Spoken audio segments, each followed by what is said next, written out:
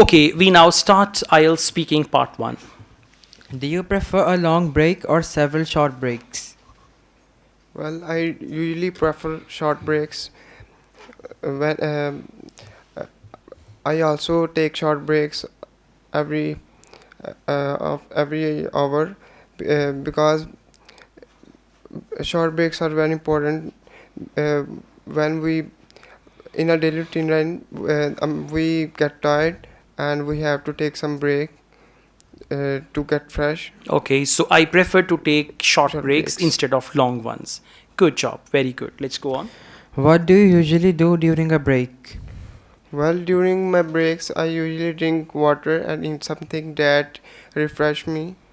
So That refreshes me and give me energy to do that and work gives me energy. and gives me Gives me. energy to do that work more efficiently. Okay, so to answer your Sufficient question, during the break, I try to do something which improves my intelligence. Different words, different ideas, okay? One more. Is it important to take a break?